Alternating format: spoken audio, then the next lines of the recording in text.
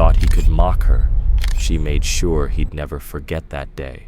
It started with a voice, loud, confident, disrespectful. Who even reads this stuff anymore? The words echoed through the classroom like a firecracker tossed into silence. Heads turned, some smirked, others froze. Ms. Nain Caldwell slowly turned from the chalkboard. Her hand paused mid-sentence, the white dust still clinging to her fingers. Her gaze settled on the back row, on Preston Kavanaugh. 16, new to the school, a face straight from a prep school magazine, designer hoodie, limited edition sneakers, and that look, like he owned not just his seat, but the whole building. He was the kind of kid who never had to prove anything because the world seemed to nod when he entered a room. New money, old arrogance. A few students chuckled, not because he was funny, but because it was safer than silence when Preston was on a roll. Then came the line, the one that turned discomfort into disbelief. He exaggerated his voice, mimicking a southern drawl, Ms. Caldwell's voice, and said loudly, and then the little slave boy said, "Yes, sir, I's gonna pick that cotton right fast, sir." He laughed, loudly, bent over like he'd just delivered a knockout joke at a comedy club. The class didn't laugh this time, not really. One or two nervous chuckles escaped, then silence swallowed the room whole. Ms. Caldwell didn't yell. She didn't even blink. She just stood there, still, calm. But her eyes, they said more than any raised voice ever could. They burned, not with anger, but with something far more dangerous. Conviction. She walked slowly back to her desk, picked up a pen, opened a notebook. Then, in a voice so calm it sent shivers through the air, she said, "Preston," just his name, nothing else. But the way she said it, it landed with the weight of a gavel. He grinned, arms still folded. "What, I'm in trouble now?" She gave the smallest smile. "You'll be staying after class." "Why?" he asked, still playing the role, still pretending this was all a joke. "To begin your assignment," she replied. Now the room was confused. There had been no mention of an assignment, no due dates, no pages to read, but no one dared ask. Because when Ms. Caldwell spoke like that, not loudly, not sharply, just surely, no one interrupted. Preston shrugged. "Whatever." But his voice cracked, just slightly, like maybe, just maybe, he wasn't as in control of the room as he thought. The bell rang 10 minutes later. Students grabbed backpacks, slammed lockers, whispered as they filed out, but not Preston. He stayed seated, waiting for the lecture, waiting for her to lash out or drag him to the principal. But that wasn't what she did. Instead, she opened her top drawer, pulled out a manila folder, old, soft from use, unmarked, and slid it across the desk to him. "You'll open that when you get home," she said. "Not before. And tomorrow, you'll return with an answer." He narrowed his eyes. "Answer to what?" "To whether you want to keep pretending," she said quietly, "or if you're ready to learn something real." He scoffed. "Lady, I've been to 3 different schools in the last year. You think I haven't seen real?" She didn't flinch. "You've seen money, not truth." The folder sat between them like a challenge. He didn't touch it, just stared, waiting for her to back down, but she never did. And for the first time, Preston Kavanaugh didn't have a clever comeback. That night, back in his oversized bedroom in Buckhead, floor-to-ceiling windows, PS5 glowing under a massive flat screen, lights that dimmed by remote, Preston tossed the folder onto his desk and left it there. He told himself he didn't care, watched half a video on his phone, scrolled, swiped, but nothing held his attention. The folder sat still, waiting. Midnight came. He started pacing, not because he was nervous, at least that's what he told himself, but something about her, her calm, her control, the way she never even blinked when he mocked her. It got to him. He'd made teachers cry before, made them yell, storm out, call his parents, but Ms. Caldwell didn't budge, didn't break. That wasn't power. That was something deeper, something earned. And Preston, for the first time in a long time, realized something he'd never admit out loud. He wasn't sure what was in that folder, but he knew one thing. He'd be opening it. He showed up, just to watch, but what he learned changed everything. Preston didn't come to class that day to talk. He didn't have questions, he didn't bring apologies, and he definitely didn't plan to open that folder. He came to watch, to figure out what exactly it was about this woman, this teacher, that had the whole school under some kind of spell, because clearly they liked her a lot. As she walked the halls between periods, students greeted her like she was someone important, not out of fear, out of genuine respect. Seniors fist bumped her. Freshmen smiled shyly and waved. Other teachers nodded as she passed, but not the usual forced nods he'd seen in staff lounges before. These were real, earned. She didn't posture, didn't try to seem cool. She just was. Back in her classroom, Preston slipped into his seat again, back row, arms folded, like a shadow in a $300 hoodie. This time, she didn't even look at him, didn't call his name, didn't check if he brought the folder. She just started teaching. And the weird part? The lesson was good. They were reading The Souls of Black Folk by W.E.B. Du Bois, but it wasn't just another textbook breakdown. Ms. Caldwell didn't just talk about the words, she talked about the people behind them, the moment in history they were written in, the emotions and the cost behind every page. And the students, they were into it. Even Jerome, a quiet kid who usually sat like school bored him to death, was leaning forward, nodding, like every sentence meant something. That's when it hit Preston. This wasn't just a classroom. This was her space, her rules, her presence. And somehow, without ever raising her voice, she held it like a general holds a command post. She didn't need noise, she had gravity. After class, Preston stayed behind again. The folder she'd given him the day before, still buried in his bag, untouched. But she didn't ask, didn't scold. She just handed him a sealed envelope. "This," she said simply, "is your next step, if you're serious." He frowned. "I haven't even opened the first one." "That's your choice." He exhaled, irritated. "Is this some kind of game to you?" She didn't blink. This is work. The kind of work you've never had to do, because people like me had to do it for you. There was no anger in her voice, just quiet truth. That night, Preston finally opened the folder. Inside was a photo. Old, black and white. A man in a worn suit sitting on a bus bench. No smile, no flash, just presence. Below the photo, a name, Hollis Dent. On the back, a single instruction. Find him. Listen. No phone. No recording. Just you, a notebook, and ears that are finally open. Preston didn't take the Escalade that Saturday. No private driver, no air-conditioned leather seats. He took the city bus, just like the note said. He had to transfer twice. Each stop took him farther from the neighborhoods he knew, the coffee chains, the glass buildings, the weekend farmers markets. The final stop dropped him at the edge of South DeKalb, Georgia. The streets here didn't try to impress. Cracked sidewalks, faded murals, corner stores with flickering signs. 3 blocks later, he saw it.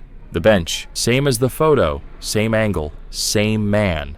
Mr. Hollis Dent, 84 years old, same suit, same posture, skin like weathered bark. But his eyes were sharp. Too sharp for someone who was supposed to be slowing down. Preston approached, unsure of what to say. "Mr. Dent?" The old man didn't move. "You the boy Nain sent?" Preston hesitated. Yeah, I guess." "Don't guess," Dent snapped. "Either you are or you ain't." Preston straightened. "I am." Mr. Dent looked up, slow and deliberate. "Sit." He did. No small talk, no introductions, just silence. Then, "You ever been called boy?" Dent said. "By a grown man who knew your name?" Preston shrugged. "Not really." "I have," Dent replied. 53 times by the time I turned 16, 38 of those by men in uniform. Preston didn't know what to say, so he said nothing. "I marched with King once," Dent said. "Just once. Got cracked in the ribs by a cop with a baton. Never marched again. Doesn't mean I stopped fighting. Just meant I got smarter." He leaned forward, tapping the bench, started organizing from the inside. Preston leaned in too, caught off guard by how real it felt. Ms. Caldwell said I should listen. Mr. Dent gave a crooked grin. She would. That woman's got more wisdom in her pinky finger than most folks do in their whole body. Then his expression changed. You messed with her, didn't you? Preston lowered his gaze. Didn't think she'd actually do anything? He muttered. Mr. Dent let out a slow, raspy laugh. She didn't have to. He reached into his coat pocket and pulled out a folded newspaper clipping. Old, yellowed, worn soft like parchment. He handed it to Preston. Local headline: Teen wins state debate. Demands black authors be taught in schools. The photo? A girl. Thick glasses, braids, serious eyes full of purpose. 17-year-old Nan Caldwell. She's been fighting for this, Dent said, tapping the article. Longer than you've been alive, boy. He thought he was just visiting a museum. What he found there broke something open in him. Preston sat on the bench, running his fingers across the old paper Mr. Dent had handed him. She's different, he muttered, almost to himself. Mr. Dent shook his head slowly. No, son. You're just used to teachers who let you slide. They sat there for nearly 2 hours. No distractions, no buzzing phones or interruptions. Just stories. Mr. Dent told him about his mother, fired from her job after speaking up at a PTA meeting. Told him about walking 5 miles to the black school because the bus wouldn't stop for children like him. He talked about the metal clanging of jail chains when he and 50 others were locked up for sitting quietly at a lunch counter. And then he said something that stuck to Preston's ribs like truth always does. History ain't something you memorize for a test. It's something you carry on your back, in your blood, whether you like it or not. When Preston finally stood to leave, the folder in his backpack felt heavier, not because of the paper inside, but because of what it meant now. The following Monday, he arrived early, earlier than anyone else. Ms. Caldwell was already at the board, writing out the day's notes. Preston walked to her desk and gently placed the newspaper clipping from Mr. Dent on top of her planner, not like it was homework, like it was sacred. She turned. He didn't say a word. She didn't either. Just gave him a quiet nod. Not approval, not praise, just recognition. He took his seat. When the bell rang, class began like always. No announcement, no mention of his visit to Mr. Dent, no gold stars or speeches. But on his desk was a new envelope, smaller this time. No explanation, no speech, just a name and a place. Birmingham, Alabama, Civil Rights Institute, Saturday, 10:30 a.m. This time, Preston knew this wouldn't be a quiet conversation on a bench. This would be something else, something that would pull at the foundations of what he thought he knew and show him what he'd been blind to all along. He turned down his dad's offer of the Bentley, said no to the private jet. Instead, Preston took the Greyhound. 3 hours on the road, no earbuds, no scrolling, just silence and his thoughts. Maybe part of him didn't want to be seen on this trip. Maybe part of him knew he wasn't the same person who made jokes in the back of her classroom. He arrived just past 10. The Alabama sun beat down on the front steps of the Civil Rights Institute. A security guard guided him to a side entrance. Someone had been expecting him. Inside, it was cool and quiet, but heavy. The kind of quiet that has weight. Every photo, every display whispered something to him. Not loud, but firm. He found Ms. Caldwell near the front exhibit. No clipboard, no lecture notes, just jeans, a blue shirt, and that same quiet presence. "You're here," she said. "I am." "This isn't a tour," she said. "Not a school trip, no extra credit, no grades." "I know," he nodded. She looked at him once, then turned and began walking. He followed. They passed the original jail door, the one that held Dr. King when he wrote Letter from a Birmingham Jail. The air grew thicker. They stopped at a display case holding one small, burned shoe. She said nothing. Preston read the plaque. Addie Mae Collins, age 14, one of 4 girls killed in the 16th Street Baptist Church bombing. September 15th, 1963. He stared at it, not because it was shocking, but because it was so small, child-sized, torn at the soul, covered in soot. It didn't look like grief, but it carried it. "How old was she?" he whispered. 14, Ms. Caldwell said. He looked away. They kept walking, past photos, stories, names.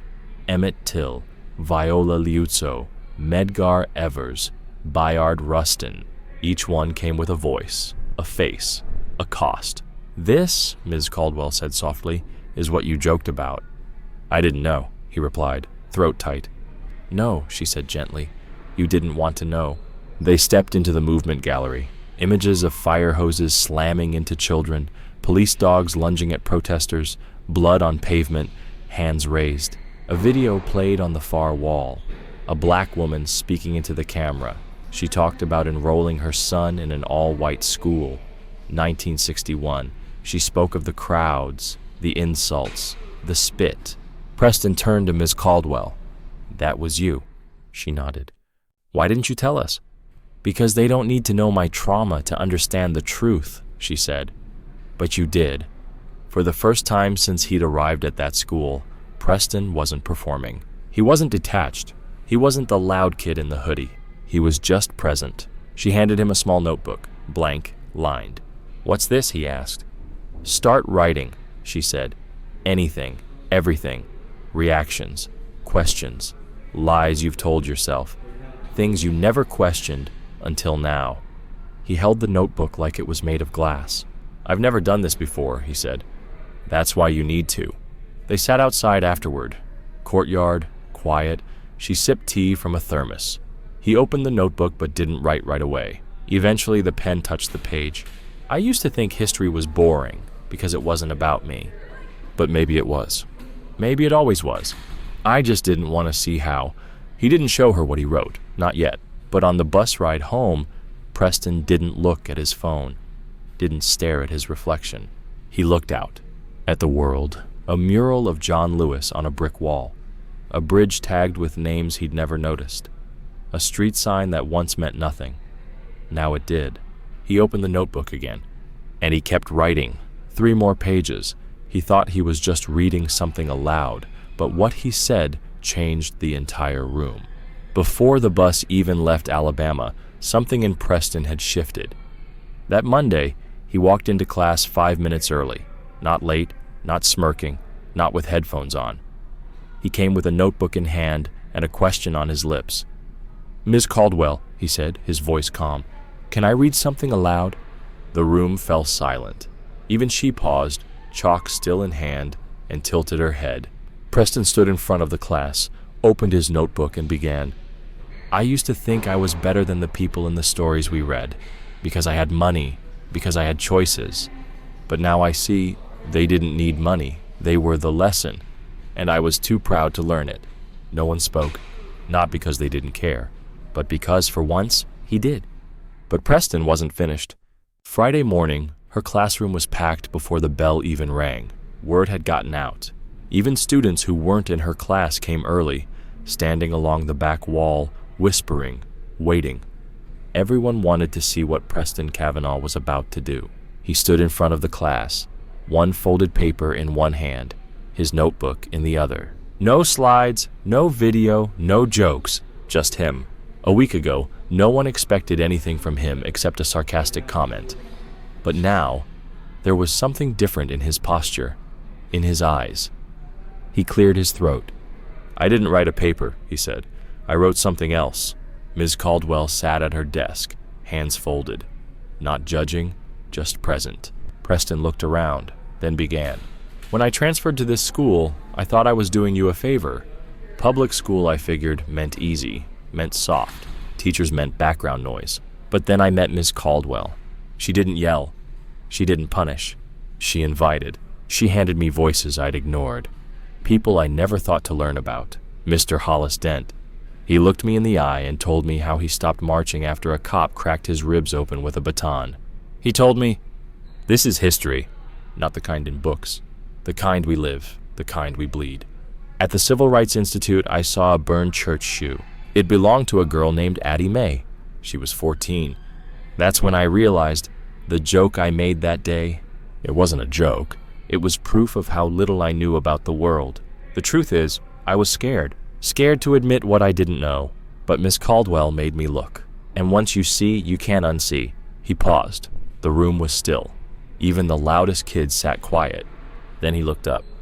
I used to think power meant being louder than everyone else.